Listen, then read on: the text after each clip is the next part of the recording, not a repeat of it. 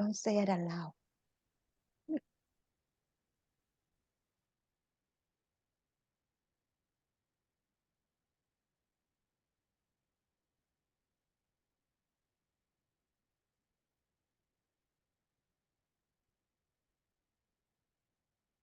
Hi, everyone. Welcome. How are you all doing?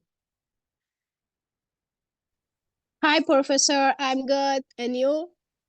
Very good. Thank you.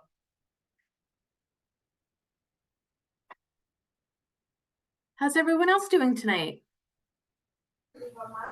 Good, teacher. Good. Well, I have an announcement.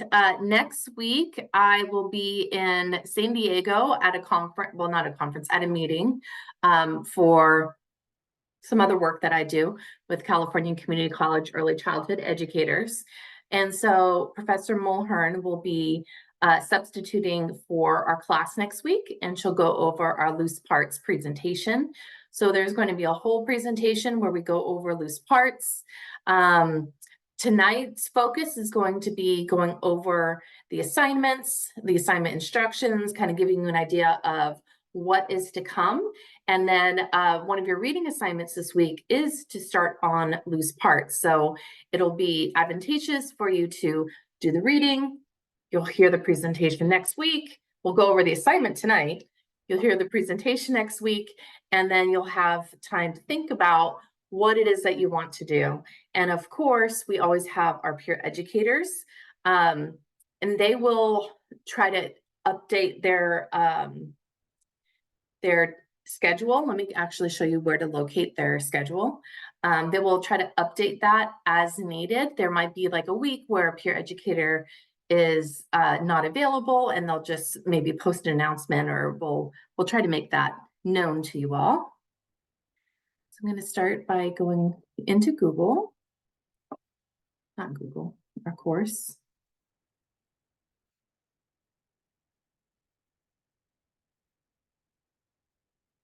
Oops.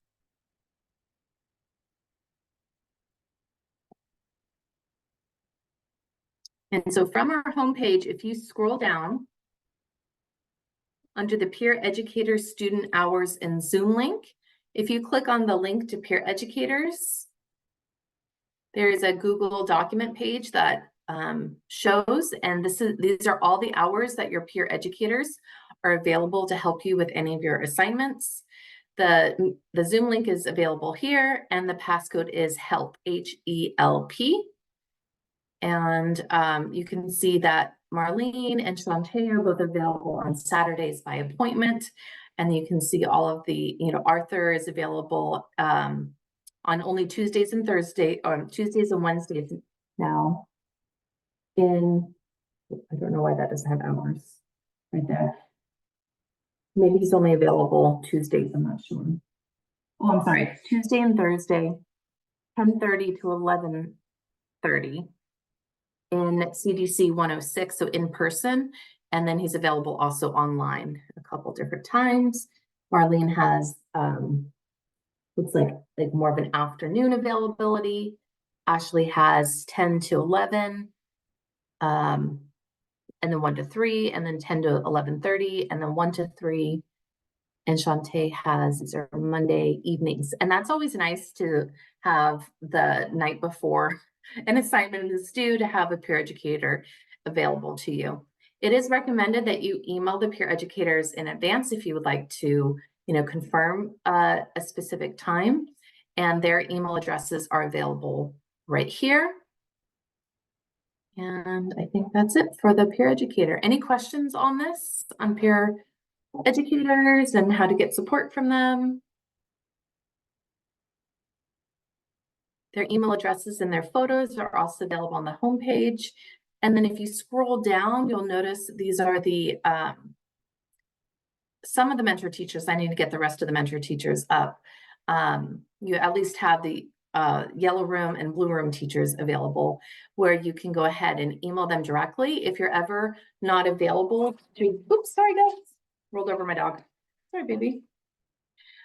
If you're not available to go to one of your labs and you're at the Child Development Center, please try to email your mentor teacher in advance.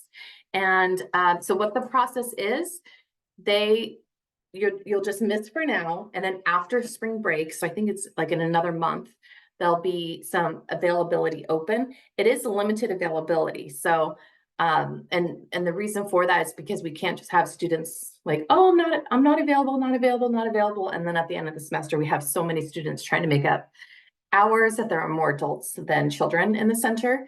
So typically there are two makeup days that are unexcused. So you don't need a doctor's note or anything like that. If you do, happen to fall ill and you are able to go to the doctor and get a doctor's note, and then you have an additional day or something, then we can try to make exceptions from that. So, and I'll be putting up the Red Room teacher as well as Miss Jerry's email address. Any questions on lab hours or making up lab hours? All right, cool. I just published this week's module. I'm going to go over it very briefly, and then we'll go over the assignments in more detail. All right, so this week we have kind of the intro to loose parts. There is a PDF of next week's presentation if you wanted to take a look over that, if that's something that is helpful to you to read over something prior to hearing it. You have this loose parts, the sociology of early childhood education as a reading for you to do.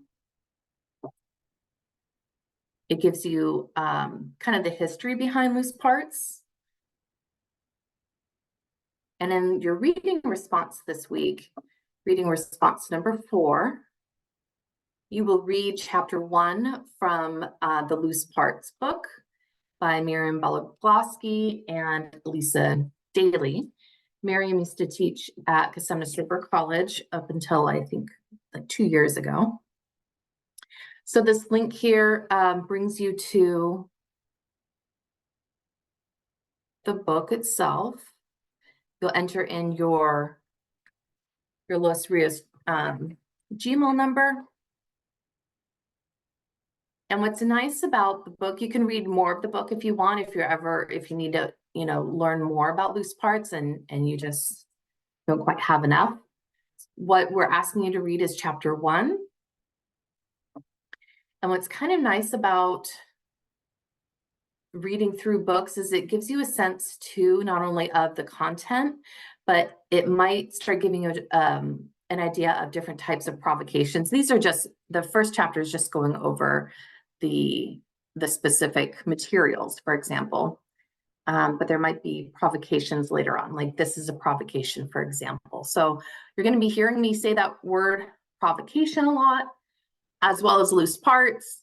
A very brief definition of loose parts is they are open-ended materials that can be taken apart and put back together in a myriad of ways. So as soon as you add glue or something to something, it's no longer loose parts. So a lot of art materials are not considered loose parts. They're great to have, but it's not loose parts. Another main attribute is that there is no one way it must go. Box can be anything. Box can be a multitude of things. It can't be puzzles where there's, little puzzle pieces that fit together in a certain way. That is not loose parts because it can only be put together in that kind of certain way. So a provocation is a beautiful or aesthetically pleasing invitation to play. So there'll be materials that are kind of set out for the child, maybe something like this, with additional materials nearby, a lot of additional materials nearby. The more materials you have, the more more opportunities the child has to play with. So that's kind of a rundown of what loose parts is. So this week you'll write your reading response to number 4. That goes Professor, over. Yeah. I have a question. Can I ask? Yeah, go ahead. Actually, for the loose parts presentation and for our assignment, we need to limited materials for this assignment or no, or doesn't matter how many materials I can use for this? I haven't gone over the assignment instructions for the actual loose parts yet. Okay, I'll thank get you. to that. Yeah, no problem. I try to lay everything out. So this is just kind of building up for people who don't even know what loose parts are. I wanted to kind of briefly explain that. I will definitely get to the loose parts. They're down here under upcoming assignments. But before we jump there, I just wanted to go over also due this upcoming Monday is your third of 5 songs. So we're kind of building together this virtual repertoire of songs. And song number 3 of 5 is a language or cultural song. It could be, and what I love about this is like, this is an opportunity for you to either share something about your culture. And so this one, I think it says new to you. I think I might change that. I think I'm going to change that right now. This one does not have to be new to you. This could be something that is personal for you. So maybe this is the song that you grew up on and it's in a different language, for example. So the song could either be in a different language, so not in English, or it could be cultural. So what's kind of nice is I'm of Irish heritage. My husband's from Ireland, so I don't know too many Irish songs. So it was fun for me to, so this song is actually new to me, to look up different kind of fun songs that would be appropriate to sing to children. That's the other thing. Of course, these songs should be appropriate. You should be able to sing them in front of children. The subject matter isn't too heavy. So I provided an example song here. And then as always, to record, you just click on the little gray link at the bottom and you'll record your song. I noticed a few people didn't record a song last week. I don't know if that was just an oversight, but please feel free to go back and record your song number 2, which I think might have been Finger Plays, but I don't remember. So here's your song number 3. You just click on record, and then I will be the only one seeing this. If you want to, I think you can add a sticker. There's different, I don't really know all the little fun things to do on here, but you can put a sticker over your face if you're not comfortable showing your face, but no one else besides myself will actually see this assignment. Because this one has a language piece, there is a step 2 for this particular song, and I don't think the other ones will have this at all. And that is to please provide me with an English translation of the song and or, in the case that it's in English, more of an explanation or story behind the song. So it could be a personal story for you. Why was it personally meaningful? Or, you know, for example, in that one, it was like, I just learned a new song and it's kind of cool that, you know, I got to hear more about this. And so just something to share that way. Any questions on the virtual repertoire of songs? This one's song number 3. I see something in chat.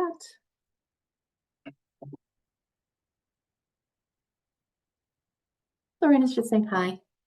Hi. All right, so those are all the assignments that are due this week. Just keep in mind that coming up on March 4th, so I think that's within 2 weeks, within these next few weeks, while you're at the center or in your program, you will find an opportunity to sing with a small group of children. It could be, you know, for example, at our center, sometimes the teachers sing before the children go inside on transition. If you want to do something like that, you could ask. However, probably the better time to do it would be maybe when they are sitting around at snack time, all eating together. They're sitting, you know, how the teachers might read a story. That might be a great opportunity to sit with a group of children and sing a song. If that's a little too much for you right now to do it in front of everyone, including the teachers, you can try to find, you know, a small group of children who might be interested in singing and sit down with them and sing one of your songs. So it could be any of the songs that you have already covered for your virtual repertoire of songs. You'll sing with the children. And then what you'll upload, just a brief little explanation describing what the song was, how the activity went, were the children engaged, and did you need to make any type of adjustments?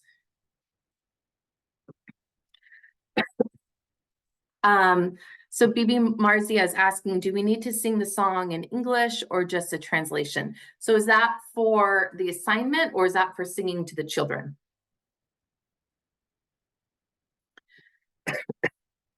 For assignment, professor. Okay, so for the assignment itself, you can sing the song in a different language other than English, and then just provide the translation. Okay, this song, this particular song, we need to do it in our lab hours. So before March, not that particular one. It doesn't have to be the culture one. It could be a finger play, for example. Okay. But sometime before March 4th, you will choose one song to sing with a small group of children. Okay, thank you. Yeah, no problem. Thank you for clarifying.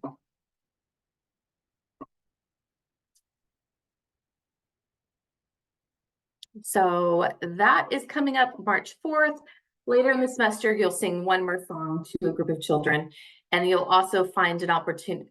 There will be an assignment later on as well after we sing our 5 songs, where you'll kind of talk about the entire experience and upload some of the lyrics. I'll go over that later. You don't need to know that just yet. So coming back to the loose parts, there's two dates that are very close to each other. I want to give you lots of opportunities to play with loose parts and to learn about them. Learning by doing is how we learn. I'm going to read through the loose parts assignment number 1. It's not due till March 11th, but our loose parts provocation play date, it's the same loose parts that you'll be using for the assignment, but this one is just an opportunity for you to play prior to setting it up later. So that one is March 8th. So a little bit about this assignment. There are really 3 parts to the assignment. It is so in chronological order, it's the play date. Then it's the provocation planning, which is this particular assignment here. And then later on, you'll actually implement this with the child. So for the planning only, you will set up a provocation, take pictures of it, but don't have the children play. If you are at the Child Development Center, you will find a space. You can talk with the mentor teachers. They're very accommodating.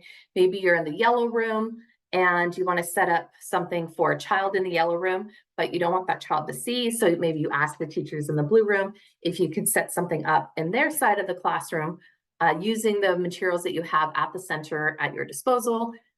Take a picture of it and then put all the materials away for this loose parts part 1 assignment. The reason why that's important is to set it up, because by actually taking a photo of what you're going to submit and then having a conversation with the peer educators, with myself, with your classmates, we're going to have all of these different opportunities to talk about this photo that you've taken.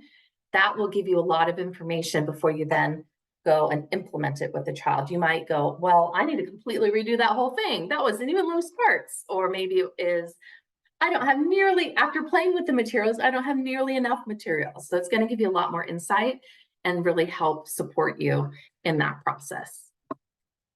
So what is the part 1?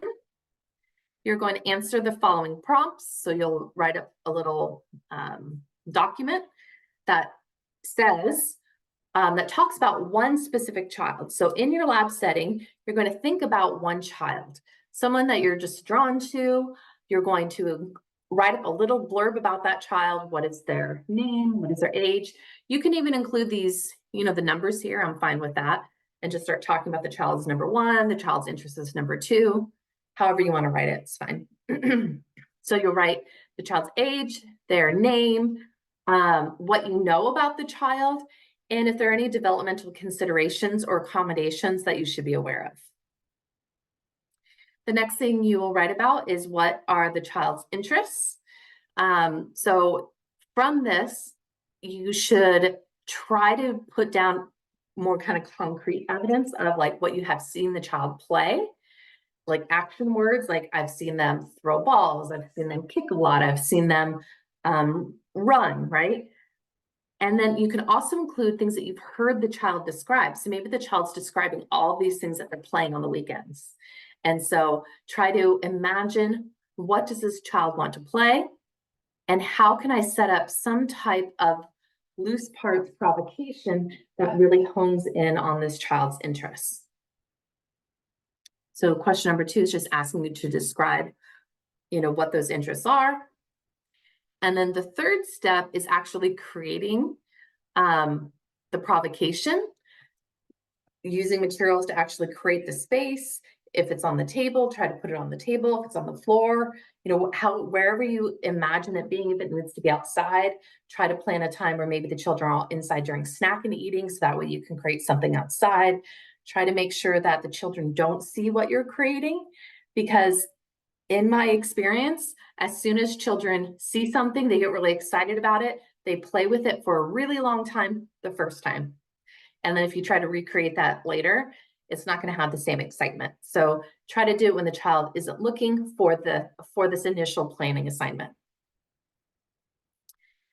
Then after you take the picture, you'll upload it to this assignment box, and then you're going to describe the provocation. What materials are you using? How are you going to set it up? Where will it be? Inside, outside, on the table, on the floor? What other materials are nearby that the children might add to on their own? That's something that children often do based on where it's at. Try to provide opportunities. Maybe you set it up with these 4 different types of materials, but then the child wants to, but you have other ideas in mind, and you could set them out kind of nearby off to the side. So that way, if the child wants to bring it in, they can. Here's the criteria that I'll be grading you on. The components of loose parts. 1, that all the materials you're using are open-ended materials. Next week, you're going to go over that in much more detail, but if you wanted to kind of take a preview of that, I'll show you where the preview of next week's presentation is.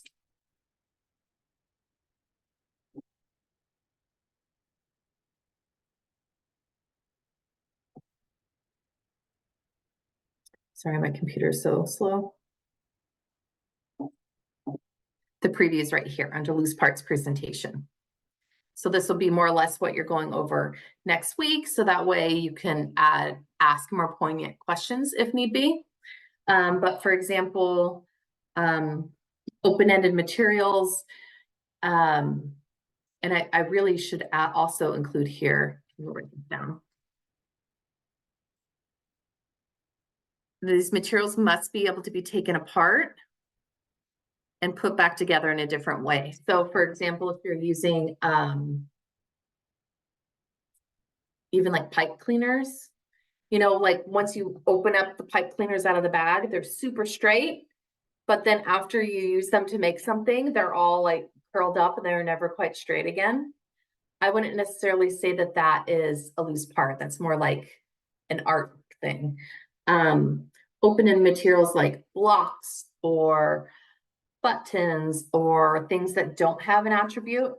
A pen is not a loose part, because when you look at it, you think pen and you write with it.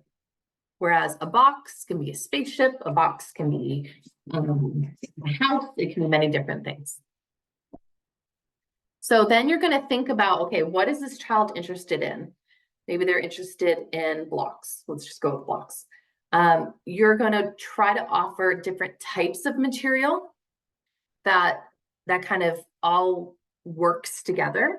So maybe you're adding like regular, square big blocks, as well as some like tree cookie. Here's an example of a tree cookie, like little slivers of branches, maybe with that. So all these are kind of like wooden things, so they're natural. Maybe you might want to add some pretty glass beads, because even glass is natural. You can kind of still, it kind of like goes together with the aesthetic of it.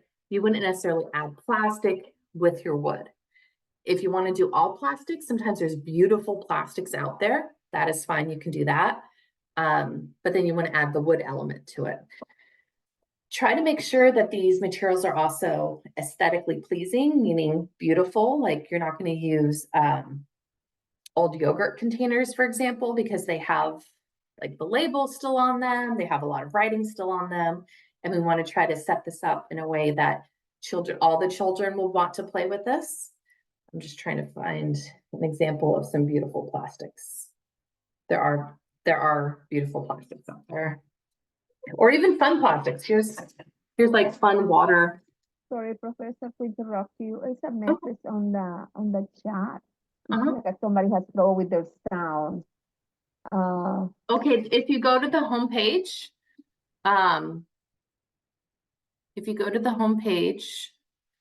I added underneath the link.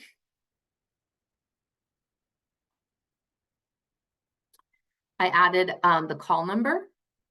So you can call this number and then enter in this meeting number, and they can call on their cell phone to listen in. It's nice to have backups. So thank you for letting me know. So definitely peruse through the Loose Parts book for ideas. I'm also going to show you a website in a minute that can have good ideas, but can also have bad ideas. So keep that with a grain of salt. And then the last component is that the provocation, it all kind of goes together, and then it plants the seed. What does planting the seed mean? It means it lets a child know, hey, this is something that you might be able to play, how you might be able to play with it, but you don't have to. The child might be able to, move all those things out and then play with it in a different way. But the reason for planting the seed is because it invites the children to play. It's not just having materials all set up in boxes or in baskets. It has some pieces out. So I'm going to go over a couple examples of that. And then, of course, you want to think about safety precautions for if you're working with infants and toddlers. Of course, you're going to have larger items. Please keep in mind if there are any allergies used, for this. You want to keep those out. Then here is a sample handout. So this is with a light table and a tray with a sand tray. So you'll notice that there are two baskets, one that has larger, let me make this bigger. One that has larger seashells and the other one has smaller seashells. So they're kept in the basket, but you have a few of them out in a beautiful design. That's what we mean by planting the seed. Because if everything were just in the baskets, it wouldn't be a provocation. It would just be a sand table. With, by having a few things out, it lets you know, here's what I might do with this. So more on provocations before getting off this.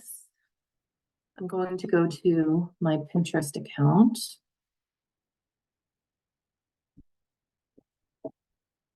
I'm a warm autumn, in case you were wondering. Just got my color analyzed. Let me go to some of my boards, these parts, or actually the provocations. The reason why I have you go to Pinterest is because the word provocation means to provoke. And so for a young child, you're trying to provoke their interest. You're trying to gain their interest. If you were to Google the word provocation on Google, there are some adult themes that come up. So that's why I lead you toward Pinterest. But please keep in mind that not all of the things that are on Pinterest are good. There's good Pinterest and bad Pinterest. This is a really cool one. If the child is like really into, looks like these are penguins or some kind of birds. Maybe they're super into birds and you wanted to like build a really cool nest or house, like a little small world for these. You'll notice that the little animals themselves, those aren't considered loose parts, but in this case, it's fine. You still have a number of different types of blocks. You have some of the tree, like real stumps, you have little tree cookies, you have long blocks, and then just having a couple plastic animals, as long as they look realistic and they don't look really caricature-y. So like nothing you would get out of like McDonald's Happy Meal, or it wouldn't be like a Dora the Explorer, something that looks like a real dinosaur, a real animal. So just kind of depending on what the child's interest is. Maybe you have a child that's interested in faces or designs, and they just love building things. You might create some kind of loose parts image like this. It's okay to print out real pictures of, real animals if that's what you wanted to do. You could have one of these maybe set up and have the other one not set up, just to show, hey, here's something you could do with this. What's nice about loose parts is maybe you think the child might be interested in bears and they're not, and they do a human face instead. That's fine too. But there's many different types of different materials, but all of the materials go together in some type of aesthetically pleasing way. It plants the seed because it has some materials out that allows the child to know, hey, here's something that we could do. Any questions so far on what loose parts are or what a provocation is? And then I really would love your feedback. If after this assignment is over, let me know if the order that I'm doing this in is helpful. This is the first time that I'm giving the assignment instructions before I'm talking about loose parts. So that would be helpful, just information for me to know. But I think it's something you guys can all totally do. So that's about the loose parts assignment. You would just upload, your responses to these questions, upload your photo. Again, make sure the child does not see that image, and you upload it here. And then you also have your loose parts play date. So you might want to put this in your calendar, Friday, March 8th. Just make sure that that is correct.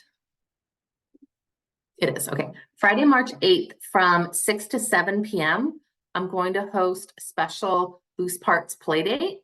Anyone who comes will have all their loose parts completely set up already, and you'll play with them over Zoom. If the materials you can only have availability to at preschool, you might want to schedule maybe a meeting with a peer educator for a different time during that week. So everyone is to either come to this special play date, or during that, this week of the 8th, you'll find a time looking at the peer educator list to schedule an appointment with one of the peer educators to go over this loose parts play date. So some of them are available, I noticed, during lunchtime.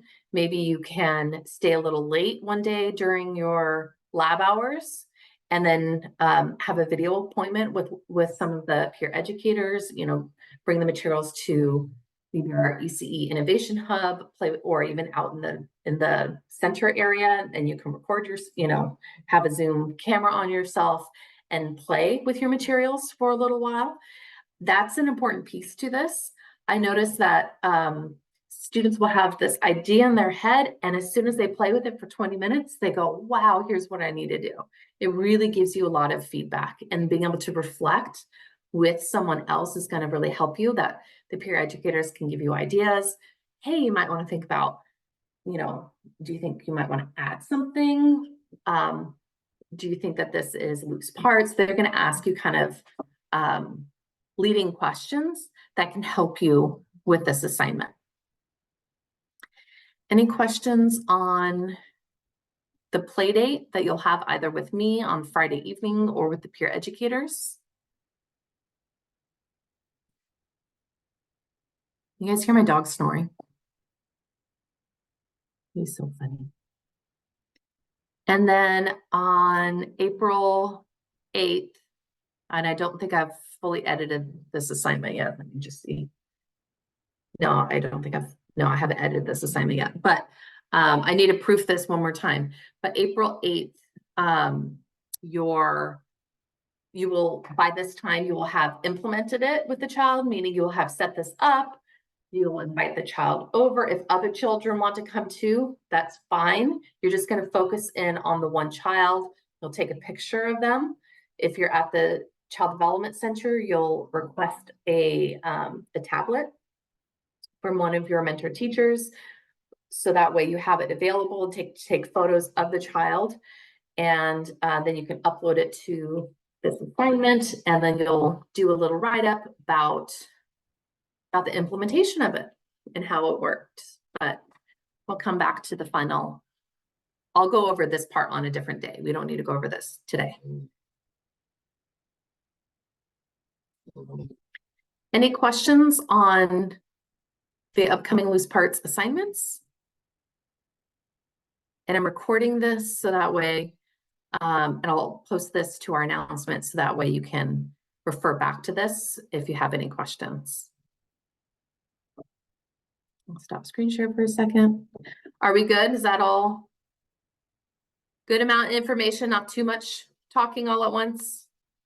No, it was totally too much talking, sorry. I've already mentioned next week, Professor Mulhern will be your instructor. And there's one more thing I want to go over tonight before we head off is I want to make sure that everyone who qualifies for the Child Development Training Consortium grant will have access to it. So again, I'll keep this part recording too. So that way, if you need help applying for it, you can.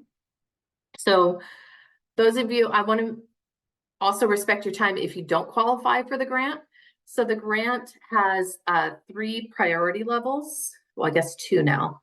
They changed them. The first one is those of you who are working in a qualifying early learning center, you automatically will qualify as priority 1. And those of you who are taking advanced practicum class, which obviously none of you are because you're in the first practicum class. And then the third part is if you're taking at least 2 ECE classes this semester from the same college.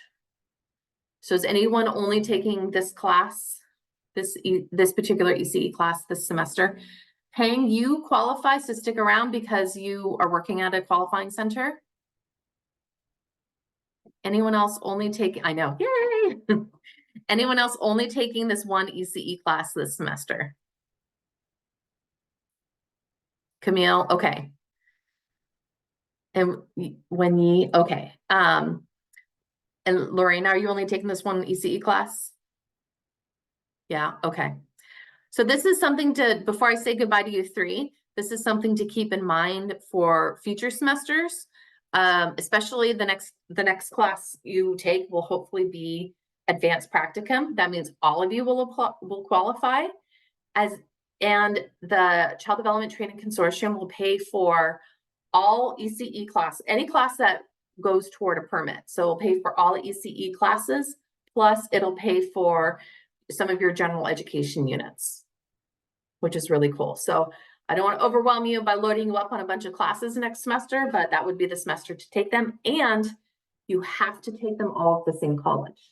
That's very important because the way that this grant works is each college has a separate funds of money. So I'm the coordinator only for Cosumnes River College. Lori Perry is for Sac City. And then there is no coordinator for Folsom Lake or American River. So I get the sum of money. If you take advanced practicum with me next semester at Cosumnes River College, any classes you take at CRC will qualify. But if you are taking a lone ECE class at American River College, and it's not the advanced practicum class, that one wouldn't qualify unless you are working in a qualifying center like Camille. Oh wait, Camille, you're not leaving because you work at a qualifying center. So Camille would still qualify, Peng would still qualify because they're working at a qualifying center. So does that make sense? So are you working at a qualifying center right now? No, okay. And this is the only ECE class you're taking? Okay. I'm gonna go ahead and say goodbye to you now. I'll post the stuff on the Child Development Training just for Wenyi, the rest of you are sticking around. Just Wenyi and Lorena. The rest of you are sticking around. I'll go ahead and post about the Child Development Training Consortium grant. So next semester, you can try to select classes at the same college that would all kind of qualify together. Okay, so you two, goodbye. The rest of you are here. I know, I'm sorry, Lorena. Bye. I'm glad I have you all, my captive audiences, because what I find is for some people, they go through the application process very quickly, especially if they've done it before, and it only takes them 20 minutes. Others, it really takes some time, and having someone kind of face-to-face that can answer those questions is helpful. And the fact that I'm the coordinator, I can actually look to see, I can go online and look to see when you have. That's for Mrs. Stocks. Okay, thank you. That will really be helpful. There are a couple of questions on the chat, Oh, yes. Professor. When yes, you may leave now. Okay, Caitlin, and Caitlin, you're at our center, so you're not working at a qualifying center. Okay. All right, bye, Caitlin. The rest of you stay. Okay. All right, Paul. So the first thing we're gonna do is go, is everyone on some type of laptop? Yes, okay, perfect. So you can minimize me if you want, follow and listen to my voice for now. And you'll go to childdevelopment.org. One of our, oh, here, I can screen share. One of our peer educators will type this into chat.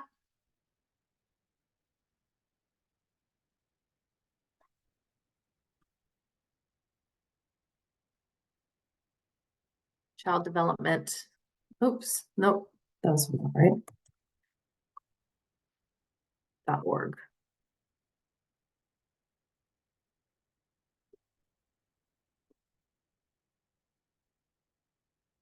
Okay, when you go to the main page, it's gonna take, oh, go ahead, yes.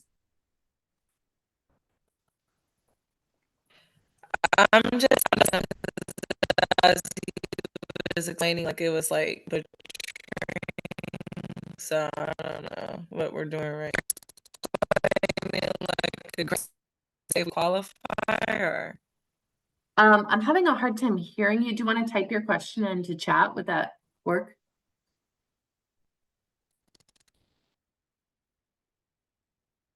Unless you already typed it. Oh, I see that you already typed into chat. So if you're in 320 right now and 326, if you're taking them both at Cosumnes River College, you qualify. Was that your question?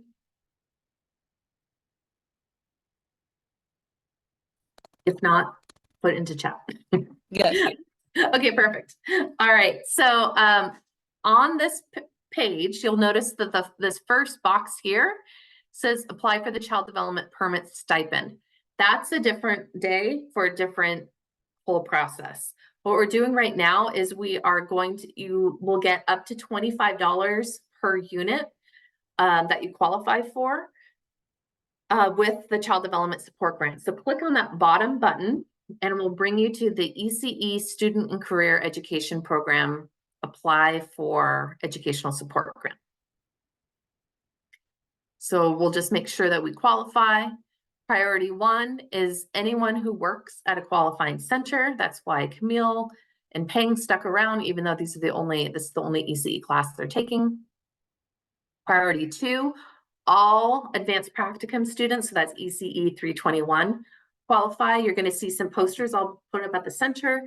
When we're talking about advanced practicum, that's for the 321 students. But those of you who are taking at least 2 ECE classes at this campus can qualify under priority 2 as well. So you'll click on apply now.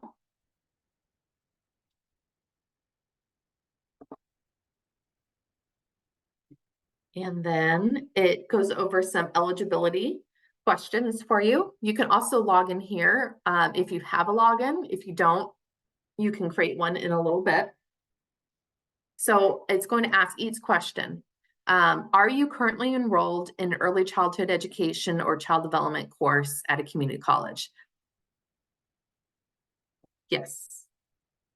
What is your declared major? Everyone has to be an early childhood education major at Cosumnes River College for this to qualify. Everyone in my 320 class, it's pretty much your major, so just put early childhood education there. Are you employed in the field? Just those of you who are employed, so Peng, Katusika, Camille, Estonda, you will click yes. that you are employed, then the 4 of you will unfortunately have a little bit more stuff to include than the rest of us will. You'll have to include your center's license number, the information. So this, you might not be able to finish it tonight, because you'll have to go back and ask for that specific information. I'm gonna click no, because the majority of you are not employed at a qualifying center. Most of you are at our Child Development Center. Everyone must live in California to qualify for this, so you'll click yes there.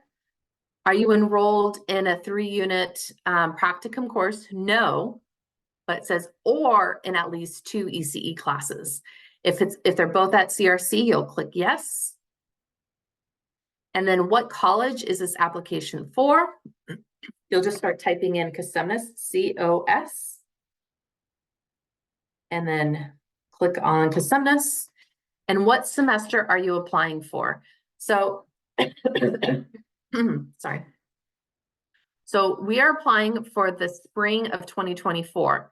However, those of you are gonna probably ask me, hey, I took some classes last semester in fall or even in summer, can I apply? The answer is yes, but you have to do a separate application for summer, a separate application for fall, and a separate application for spring. And it could be that maybe you qualified in fall, but you didn't qualify in summer because maybe you're only taking 1 class in summer, but 2 classes in fall, for example. So you can apply for multiple semesters. They have to be separate applications. So you have to go through this whole thing again. So for this semester, yay, we qualify. Everything is due March 1st. This is where you enter in your, if you already have a login, you will enter in that. If not, you will create one. So what I'm gonna do is I'm gonna stop screen share just for a minute because you have to enter in your personal information. This is part of the Child Development Training Consortium, does a lot of different things. And part of it is they manage the registrar for early childhood employees. So they require you to put in personal information like your social, your date of birth, all that. It is a very legitimate website, but that's why I stopped screen sharing. So I can first find where that is. Professor, I have a question. Regarding to this application, actually, I have 2 major, one ECE major and another my major is pre-health occupations. I can apply for that or no? What is listed on your transcript? I have both major. I have both major and I have from the ECE classes and 1 pre-health occupation class for this semester. If your transcripts say that you're ECE major, or if that's on there, then that you're fine. Okay. Why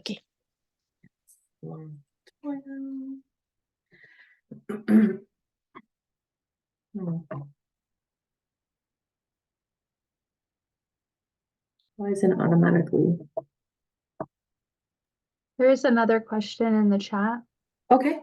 about only taking 1 class at CRC and the rest is at Folsom Lake or ARC. Is that for this semester? Yes. Okay, so are they all at separate colleges or are any of them at 2 of the same college? I have 2 at ARC. Okay, so listen to this whole presentation, and then rather than typing for COSUMNUS River College, you'll do it for American River College, and that will be the only college you qualify for. Okay, thank you. Yeah, no problem. I'm having a hard time signing in and remembering my password. I'm gonna do it again, but I'm gonna do the automatic login. I know. Let's see. Log in here. Because when I do it automatically, it skips a bunch of steps, but it actually brings me to where I need to go.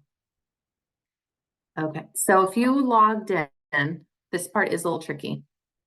If you logged in or you created a confirmation page and like it sent you an email and it wants you to go back, you'll have to like scroll down and then either start a new application here or continue on with your other application. I'm going to start a new one for all of you. Do this real quick. Oh, no, I don't want to live in California. Yes. Yes. Professor, I have a question.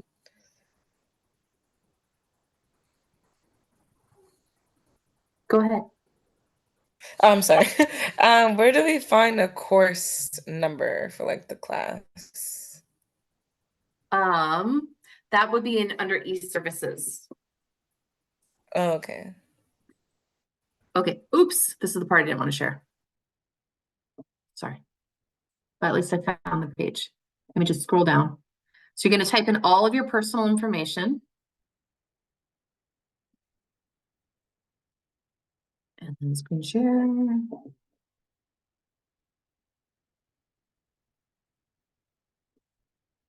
So I'm assuming you all got to the page where you put in your personal information, your name. It requires you to put either your middle name or your middle initial. Your campus ID number, like your W number.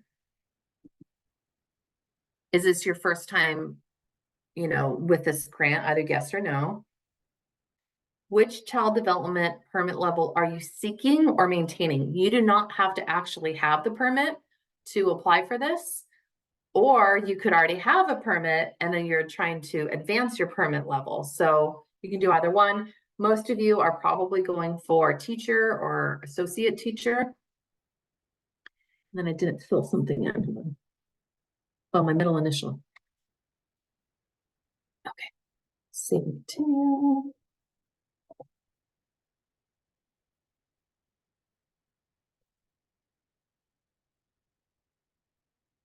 So when you go to add courses, this is where you would put ECE 320. Anything listed, if you go to e-services, it tells you what all of the titles are of the class. This one is Intro to Curriculum. Instructor is Doyle, D-O-Y-L-E. Our language is in English. And this particular class is 4 units. Most other classes are 3 units. You'll click Save there. Most of you are taking at least 2 classes, so then you'll include your other class. Maybe it's ECE 326, Observation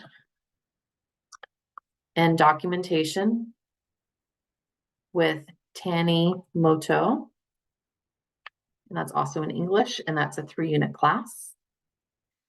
And maybe some of you are also taking like a communications class or a math class. Some of those also apply. Does anyone have a class that they're taking right now that you can give me as an example?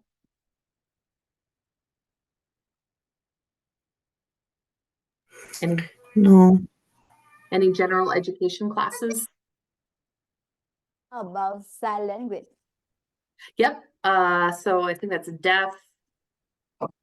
Which number is it? Is it like 301? Yes. And then the title of the course is American sign language. Sign Language 1, Yes. or probably the number 1. And then who's your instructor? Professor King.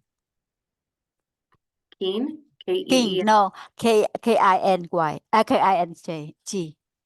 Okay. And then actually it's probably an American Sign Language. There you go. I was gonna say it's in English. No, it's not. There's 4 units. 4 units. Okay, very Yes. cool. All right. So yep, that one qualifies. Oh, I see. Yeah, because it's required, it's a general education. If you wanted to look up what all, oh, there's a mosquito in here. Oh. If you want to look up CRC GE requirements, I just kind of Google things. And here's the 2023 to 2024 GE requirements, they have different headings. So like part A, which goes over oral communication, written communication, critical thinking. They're asking B for is, history. you what? They're asking if history qualifies. History qualifies, yes. B is scientific,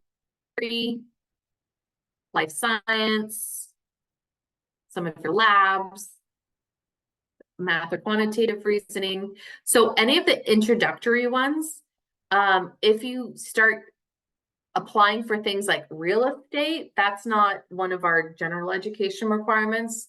Or if you apply for something like statistics for psychology, that's not general education. That's more specific to that major.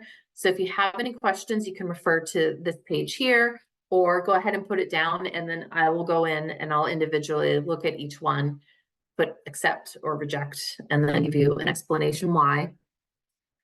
Humanities, this is where your depth.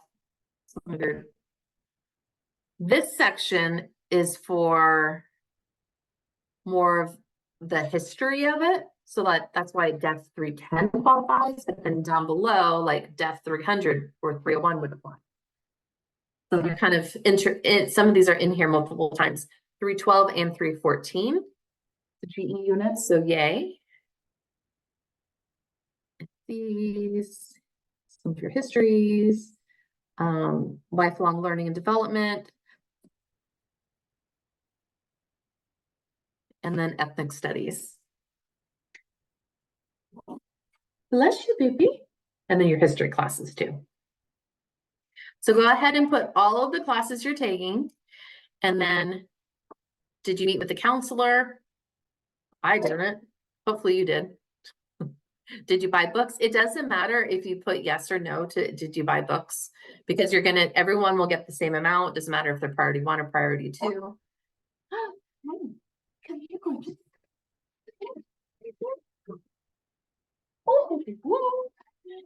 Professor, someone wants to know if they have a late start class that they haven't actually begun yet, if they can list it on there. Please do. Yeah, because these are all due by March 1st. And then you will have, none of them are going to be processed until the summertime. So I'll go over all that, but absolutely, yes, do. There was also another question about if they've already turned it in, can they make edits to it? Yes, absolutely. Yeah, you can go back, make edits. So it'll be whatever email address you use to sign up. You'll go back through that and then you can edit your application. What is your highest level of education? Most of you will likely be high school, although some of you might have, bachelor's or master's from other countries too. Do you hold a California Child Development Permit? You don't need to have a permit, but you could. You must apply, select one of these. I happen to have a multiple subject teaching credential, but I'm going to put, I do not have a credential because most of you likely don't have a credential, and that's okay. So we're working on that. Click save. This is where you'll put your demographic information.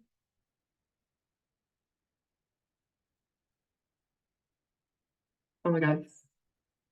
Sorry, I heard a funny joke about, this is white or Caucasian. I just heard a TikTok on like, yeah, I'm biracial. I'm half white, half Caucasian. Sorry, I just saw that and made me laugh. Reminded me of that one. Okay, what is your primary language you speak at home? And then check all of these that apply. If you speak multiple languages, please include all the languages you speak. Save and continue. Were you unemployed due to COVID? It doesn't matter what you put for the purposes, but I think they're trying to gather information based on like monies that were issued out. And then by signing your name in uppercase letters is your signature basically. Then you'll submit, it has to match. Seed oil. Confirm, yes, confirm. Yay, I applied. And then that's going to go to me. So I can actually, if any of you have like, hey, did that go through? I can stick around and let you know if something has gone through or not. So what to expect after you submit your application? It takes,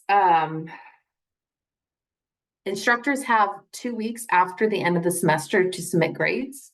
So then the end of the semester is like mid-May. So that brings us to like June 1st, somewhere around there. And then it can take admissions and records a while to give me everyone's transcripts. And so I go through those as soon as I can. Then I have to do a bunch of things on the computer, a bunch of numbers, and then I send that off to the business department, or I have it signed by my dean, then it goes to the business department, and then it gets mailed out. So in the summertime, for the spring applications, they go out probably in July, because the payroll only issues out checks once a month. So likely if I can get it in before a certain date on June, then they'll go out like July 10th or something. And then it takes a while to get mailed to you. If you don't receive it by August 1st, let me know. The exact amount depends on how many people apply. So it's up to $25 per unit. If you applied last semester, I don't think students have received those checks yet, because for some reason the fall semester going into spring takes a lot longer. I think that the business department is really busy this time of year. So I don't believe anyone has received those checks, but I have done all I can do at this point to send those out. If you wanted to go back and apply for fall, maybe you qualified in fall, you can go ahead and do that. Just create a separate application. Okay, I'm gonna stop screen share and answer questions. Yes, Van, your admin classes will count because you are going for the site supervisor permit. So yay. History 308, I'll have to look. Go ahead and put that down, Van, and then I'll look it up later. And then I'll accept it or reject it. And so only the classes that you pass will count. You have to pass them with a C or better to get money back. Gabby, do you want to say hi? Can I say hi? She had a sleepy day. Like every day. Okay. Any questions on the grant right now? I'm gonna stick around. Please feel free to stick around and just silently like do your work or unmute yourself, ask me questions. If you feel like you want to go, you may go. Professor, Yeah. actually, I'm confusing a little. I need to clarify. I have the 3 classes in the ECE, 320, 314, 320, and 326. I would be eligible for applying for this grant or no? For this fund? Where are you taking these? I know you're taking 320 at CRC. Where are you Yeah. taking your 2 classes? I have the 314 with you again at CRC and 326 with Professor Tanimito in So you CRC. applied for not only all 3 of those, but if you're taking any general education classes, you also qualify for those. Okay, thank you so much, Professor. This is Gabby. Gabby's happy. Yay, she qualifies for 3 classes. So it's Professor, can I ask you? Sorry. $75 per class. That's like as much as the classes cost. Awesome. Yes, Van. Can I ask you about the loose part? Because earlier I couldn't hear you, so I kind of missed out. Oh, you know what? Let me stop the recording.